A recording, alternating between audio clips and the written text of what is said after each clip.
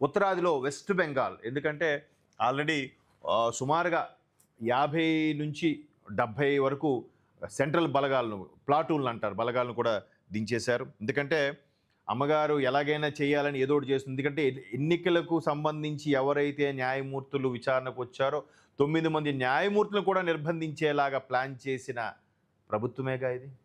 న్యాయమూర్తులకే అంత దిక్కు లేకపోతే మనం ఎంత అండి?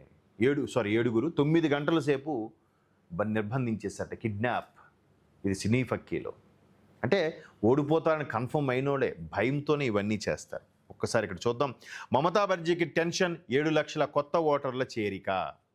బెంగాల్లో అసెంబ్లీ ఎన్నికల వేళ మరో కీలక పరిణామం చోటు చేసుకుంది. రాష్ట్ర ఓటర్ల జాబితాలో సుమారు 7 లక్షల మంది కొత్త ఓటర్ల ఎన్నికల సంఘం చేర్చింది. దీంతో రాష్ట్రంలో మొత్తం ఓటర్ల సంఖ్య ఇప్పుడు 6,82,51,000కు చేరింది. కాగా ట్రిబ్యునల్ ఆదేశాల మేరకు జాబితాలో మరికొందరు పేర్లు చేరితే ఈ సంఖ్య పెరిగే అవకాశం ఉందని ఇది తెలిపింది.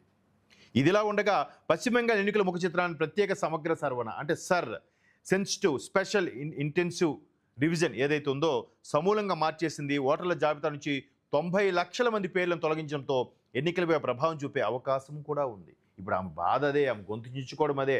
ఆమె కూడా సాధారణ మనిషిలాగే రోడ్డు మీదకి వచ్చి ర్యాలీ చేస్తుంది. ప్రభుత్వ పెద్ద, ముఖ్యమంత్రిగా ఉన్న వ్యక్తి ర్యాలీ చేస్తారా? నిరసన చేస్తారా?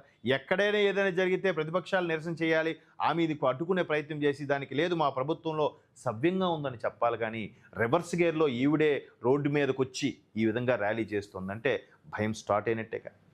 ఆమె పార్టీకి వేసిన వ్యక్తికి ఐటీ రైడ్స్ జరిగితే ఈ ముఖ్యమంత్రి స్థాయి హోదాలో ఆవిడ ఐటీ రైడ్స్ జరిగిన ప్లేస్కి వెళ్ళిపోవడం ఏంటండి?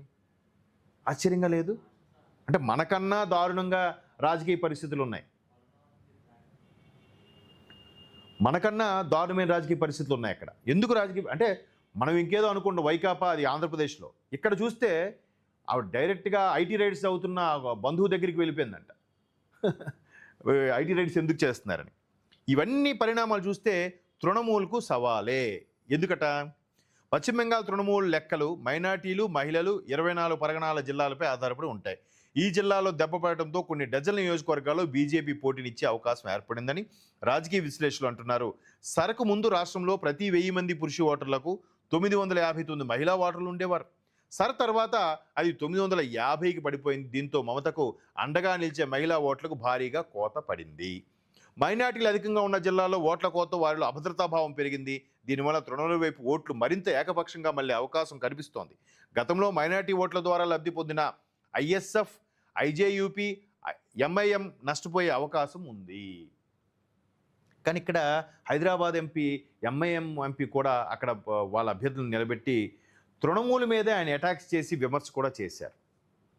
సో అక్కడ తృణమూల మైనార్టీకి సంబంధించిన వాటి మీద కూడా తృణమూలకి ఆ ఓట్లు పడకపోగా భాజపాకి పడవచ్చు, లేదా క్రాస్ ఓటింగ్ అయ్యి వేరే వాడు లబ్ధి పొందొచ్చు. ఇప్పుడు కామారెడ్డిలో చూడండి, మాజీ ముఖ్యమంత్రి, ప్రస్తుత ముఖ్యమంత్రి పోటీ చేయడం వల్ల అక్కడ వెంకటరమణారెడ్డి గారు లాభపడ్డారు. కేవలం క్రాస్ ఓటింగ్ వల్ల.